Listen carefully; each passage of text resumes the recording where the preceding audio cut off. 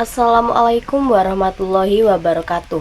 Perkenalkan, saya Siti Fadila Syarifah, mahasiswi aktif Prodi S1 Administrasi Rumah Sakit di Stikes Muhammadiyah Bojonegoro.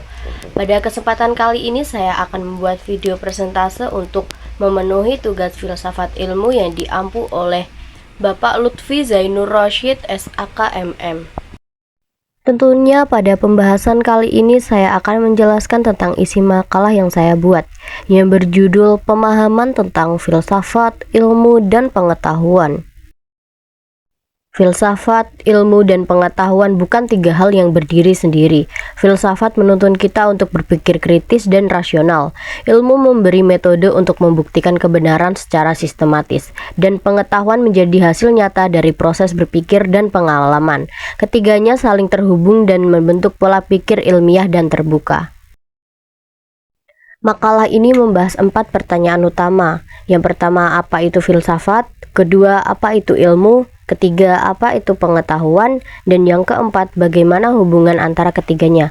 Pertanyaan-pertanyaan ini tampak sederhana, tapi jawabannya menuntut refleksi mendalam tentang cara manusia memahami realitas.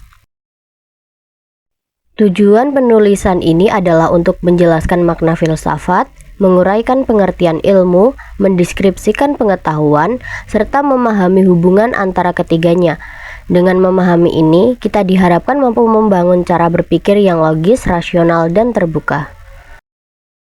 Yang pertama, pengertian filsafat. Secara etimologis, filsafat berasal dari bahasa Yunani yaitu philosophia, yang berarti cinta kebijaksanaan.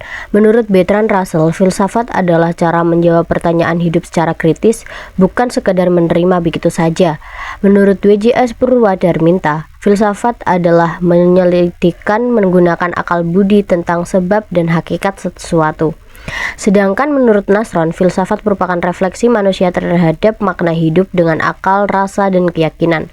Jadi, secara umum filsafat adalah dasar pikir reflektif dan kritis dalam mencari kebenaran dan makna. Yang kedua, pengertian ilmu. Ilmu berasal dari kata Arab alima yang artinya mengetahui dan Latin scientia yang berarti pengetahuan. Ilmu bersifat sistematis, rasional, dan empiris.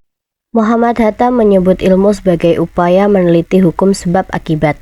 Karl Persson menyebut ilmu sebagai penjelasan fakta secara logis. Sementara menurut Alcée Montaigne, melihat ilmu adalah pengetahuan yang berasal dari pengamatan dan percobaan untuk menentukan hakikat prinsip tentang hal yang sedang dikaji.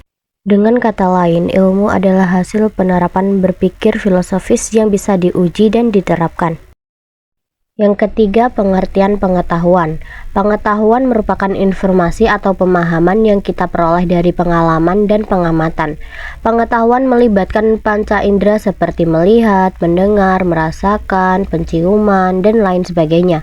Menurut Widyawati, pengetahuan adalah kemampuan mengenali dan mengingat konsep atau ide. Pengetahuan bisa berdampak positif atau negatif tergantung cara penggunaannya. Intinya, pengetahuan adalah dasar awal dari proses ilmiah. Dan yang keempat, hubungan antara filsafat, ilmu, dan pengetahuan. Saya mengibaratkannya sebagai pohon, filsafat sebagai akar, ilmu sebagai batang atau pohon itu sendiri, dan pengetahuan sebagai buah, yang artinya filsafat dianggap sebagai fondasi atau landasan filosofis dan metodologis bagi perkembangan ilmu. Ilmu itu sendiri sebagai proses menemukan kebenaran yang dapat dibuktikan melalui pengujian empiris dan data faktual, sedangkan pengetahuan itu sebagai hasil nyata dari proses tersebut. Dengan demikian, ketiganya membentuk satuan yang utuh dalam proses berpikir ilmiah. Dari pembahasan ini dapat disimpulkan bahwa filsafat, ilmu, dan pengetahuan adalah satu kesatuan yang saling melengkapi. Filsafat memberi arah, ilmu memberi metode, dan pengetahuan memberi hasil. Dengan memahami ketiganya, kita bisa berpikir kritis, logis, dan terbuka terhadap perubahan zaman. Sebagai penutup, ada satu kalimat yang dapat kita renungkan, yaitu dengan memahami filsafat, ilmu, dan pengetahuan, kita tidak hanya menjadi mahasiswa yang tahu, tetapi juga bisa berpikir, menilai, dan bertindak secara bijak. Hanya itu yang dapat saya sampaikan. Mohon maaf jika ada kesalahan kata. Akhirul salam. Wassalamualaikum warahmatullahi wabarakatuh.